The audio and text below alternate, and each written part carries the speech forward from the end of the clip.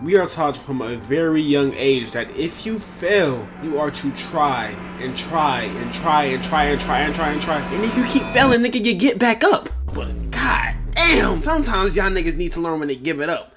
Do I live by that rule? No. I failed once, I'm done. But these villains, these niggas don't give up. I mean, how long have we been seeing this man Plankton get stomped out? SpongeBob came out in 1999. So this man has been getting his ass beat for 24 whole years. And to be completely honest with you, all you can really do is feel bad for him. Because at the end of the day, even when Plankton wins, he still loses. Let me explain. Just imagine having to look across the streets every day, seeing another restaurant do 1,000 times better than you, no matter how hard you try. It's only natural for your ambitions to turn into obsession, so you do everything in your power to get even a lick of success that the Krusty Krab has, but it never works. But let's say it did work. I mean, all this would mean is you would be stealing a formula from an already successful restaurant, trying to pass it off as your own. And even if this is a success, you will always be in the shadow of Eugene Krabs. Now, was that unnecessarily sad? Yes, but it's nothing but the truth. The fact that you still lose even if you win only further emphasizes that these villains suck. But why do they suck so much? I mean, some of these villains even suck at being villains. Doofenshmirtz Evil Incorporated. This man's backstory is some of the most saddest, heinous shit. Parents weren't even at his own birth. This nigga's life is so ass it defies logic. He was forced to throw himself surprise parties at his birthdays. This man was disowned and had to be raised by ocelots. Somebody help this child, get some help! And when you really look back at it, none of his inventions have worked at all. And for what he's been through, I'd expect this nigga to be evil, and he not even that evil for real. He don't hurt nobody. He gets beat up by a platypus of all things. He's a fragile soul. This nigga is not hurting anybody. Like, villains in these shows suck so much that he sucks at being a villain. And he was really a good guy by the end of the show. At the end of the day, why do these villains suck so much? Well, actually, it's kind of easy.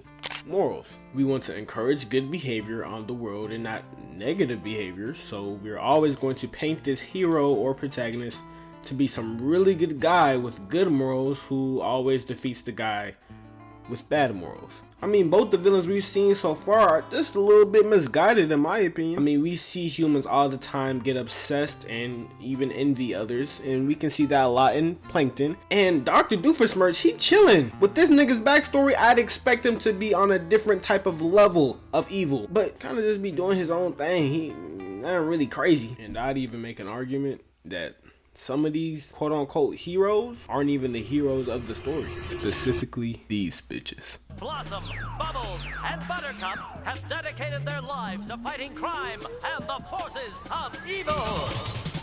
Oh my goodness. What they did to Mojo Jojo should be a disgrace. Now, this man has taken so many L's to these little girls, bro, it's actually disgusting. I mean, let's start with the fact that this man was a lab monkey for Professor. Wait, what? So then what happened? Where did everything go wrong? Why is he green? The professor creates the Powerpuff Girls, and then he pretty much gets put on the side. Aww. Not only was he put on the side, but this nigga was left with a fat ass head. It's not right, man. Oh wait, he was actually just a bad lab assistant, and it's the whole reason the Chemical X was added in the first place. So technically, he created the Powerpuff Girls just to get the shit beat out of him every time he sees them. Damn, to be your own people, you done created the girls, and then you get your shit beat out of you. Like, you can't get worse than this. And it's not like he wanted to be evil. I mean, he actually was doing good, fitting in with society and whatnot. But the fact that he felt like the Powerpuff Girls are the whole reason his life feels so unfulfilled, he has to get his revenge.